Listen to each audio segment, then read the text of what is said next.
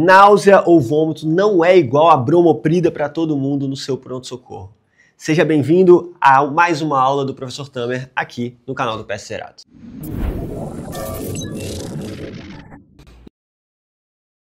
É mania nossa de não pensar muito bem quando a gente está atendendo o paciente, ainda mais se a gente está falando de um paciente que não está muito grave, está com algum sintoma ali, sei lá, dor, náuseas, vômitos, que inclusive é o tema da nossa aula. E a gente pensar na primeira medicação que vem na nossa cabeça e prescrever.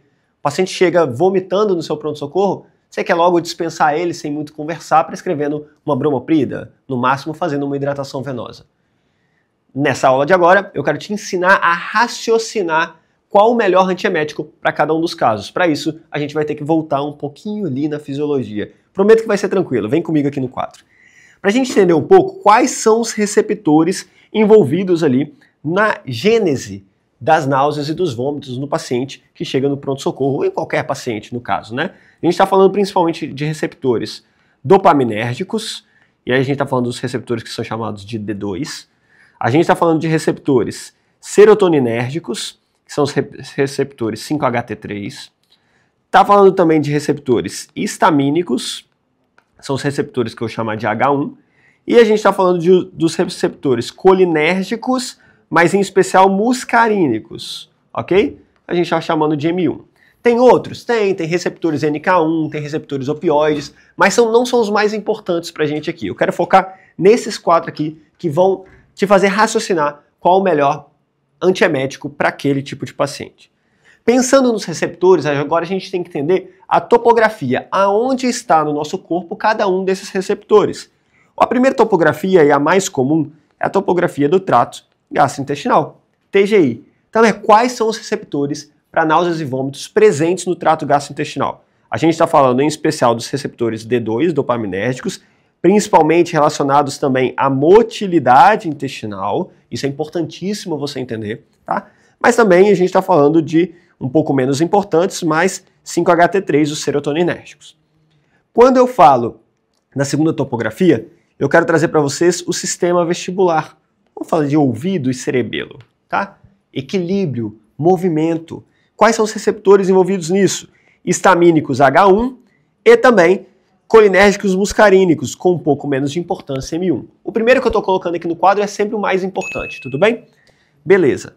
E por fim, qual é a terceira zona, né, mais importante aqui? É o que a gente chama de zona postrema. É uma zona medular próximo ali ao sistema nervoso central, ao encéfalo, tá? É uma zona que também tem receptores para náuseas e vômitos. Vou colocar de roxo aqui para vocês. Aqui os mais importantes são os serotoninérgicos, 5-HT3. A gente também tem os dopaminérgicos D2 e tem outros também com menor frequência.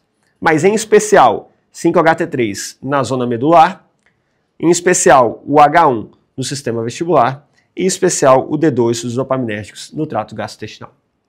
Falando de cada um deles especificamente, o raciocínio é bem fácil, bem lógico. Quando a gente pensa em trato gastrointestinal, receptor dopaminérgico, eu falo de motilidade, a gente tem que pensar em situações que vão trazer algum grau de irritabilidade para o trato gastrointestinal.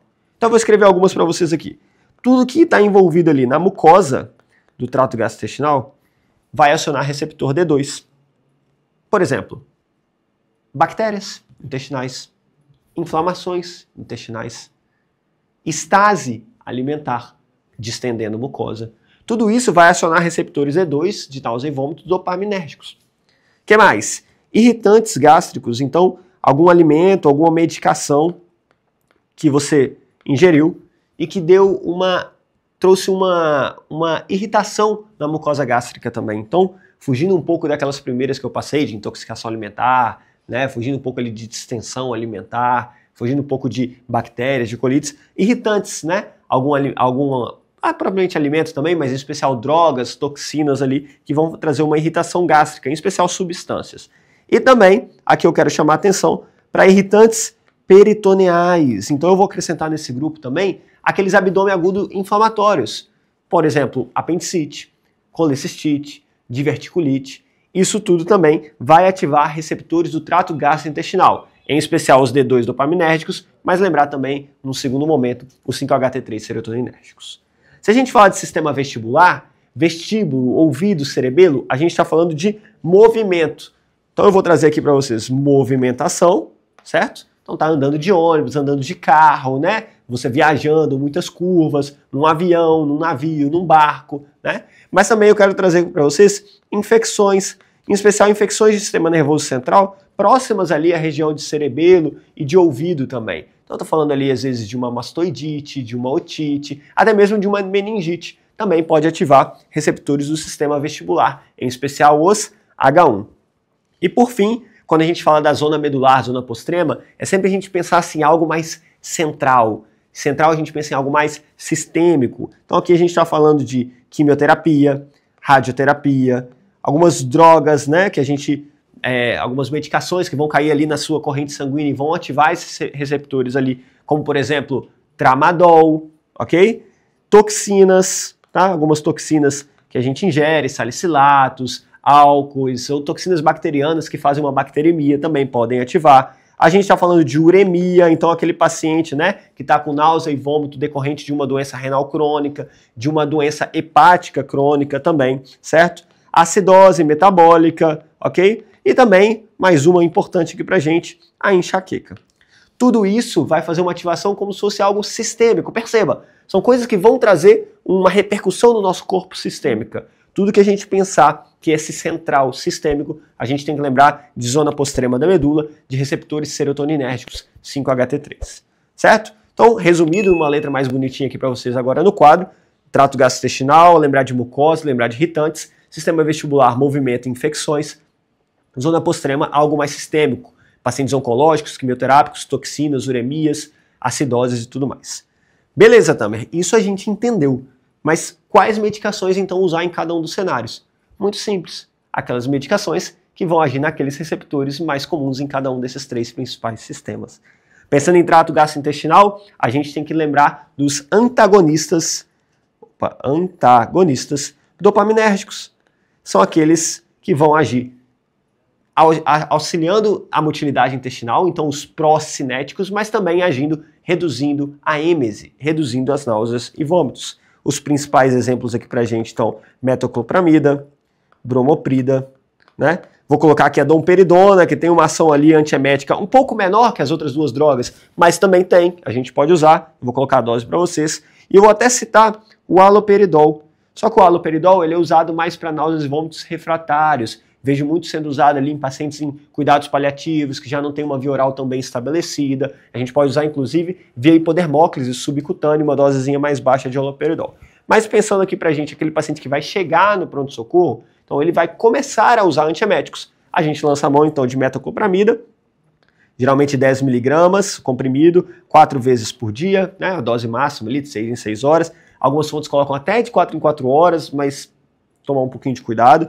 Bromoprida da mesma forma, 10 mg, mas geralmente 3 vezes ao dia, tá? E a domperidona também, 10 mg, a domperidona é interessante por seu efeito um pouco mais pró-cinético, a gente coloca 3 vezes por dia para ser usada ali 5 a 10 minutos antes de cada refeição. É muito interessante a domperidona por seu efeito maior pró-cinético, não que as outras duas não tenham, mas porque vai ajudar naqueles pacientes que têm, por exemplo, uma gastroparesia, tipo diabético, né? Bastante importante, o diabético mais avançado, que já tem uma gastroparesia, uma neuropatia, inclusive autonômica ali, em trato gastrointestinal, a gente pode lançar a mão da domperidona. E lembrar do haloperidol para refratariedade, ok? Então, pensou em trato gastrointestinal, pensou em bromoprida, metoclopramida.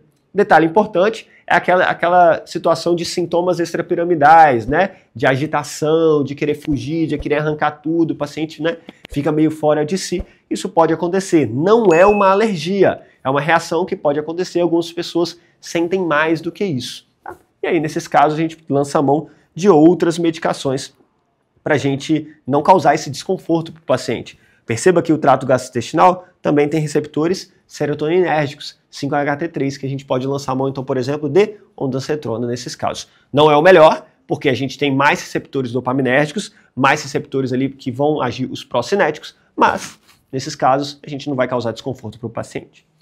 Pensando agora em sistema vestibular, o principal é o receptor histamínico, H1, e por isso a gente tem que usar medicações que vão agir no receptor histamínico. O mais comum, o mais famoso, é aquele que criança gosta de usar para viajar de carro, né? Eu usei muito na minha vida isso, né? Porque justamente é aquele que vai antagonizar a questão do movimento. A êmese, a náusea e o vômito causada pelo movimento do carro, pelas curvas. A gente está falando do Dramin, que é o dimenidrato, né?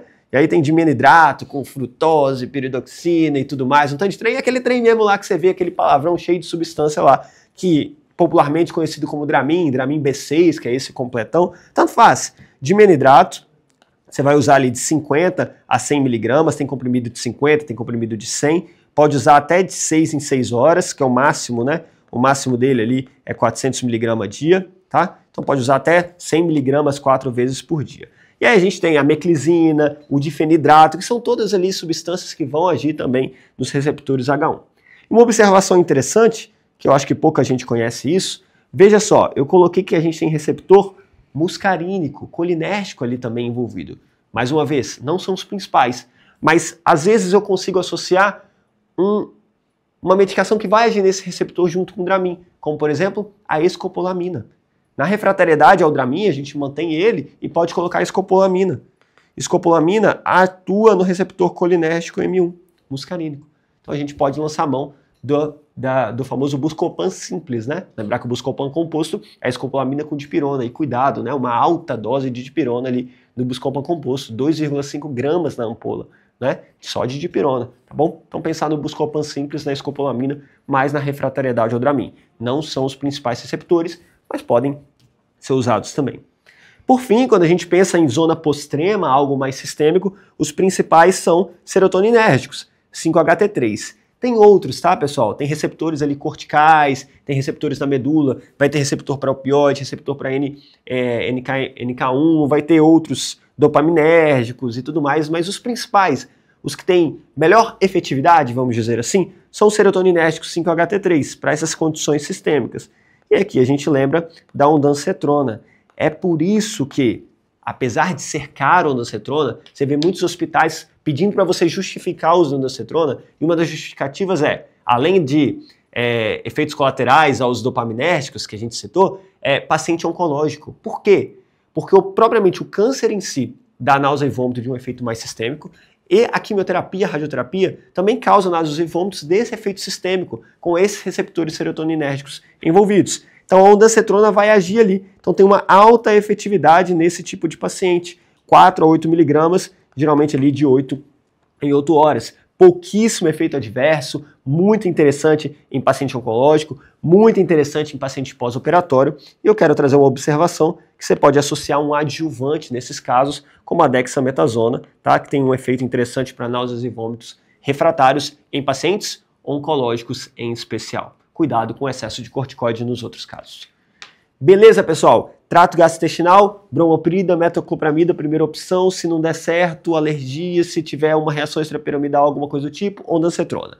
Sistema vestibular, movimento, infecção, otite, mastoidite, meningite, posso pensar no dimenidrato, como refratariedade ali eu associo até mesmo a escopolamina, pensando no receptor muscarínico. Pensando em algo mais sistêmico, zona postrema da medula, oncológico, pós-operatório, uremia, hepatopato, alguma coisa do tipo, pensa no 5-HT3 serotoninérgico, ondansetrona no primeiro momento. Claro, se sozinho ele não der certo, se associa a bromoprida, associa a dimenidrato, porque tem outros receptores envolvidos ali mesmo não sendo os mais importantes. Lembrando do corticóide e da dexametasona, em especial nos pacientes oncológicos refratários. Antiemético também, raciocínio clínico, tá? Não esquece disso. A gente tem que pensar para fazer o melhor tratamento para esse paciente não voltar no dia seguinte com os mesmos sintomas. Espero que você tenha gostado dessa aula e se de fato gostou, curte, compartilha, deixa seu comentário, sua dúvida, manda para o seu amigo que dá plantão junto com você, alguma coisa do tipo. E não se esqueça de se inscrever no nosso canal, ativar o sininho de notificação e ficar esperto, porque sempre vai ter conteúdo da melhor qualidade aqui no canal do Pé Zerado. Um grande abraço e até o próximo vídeo.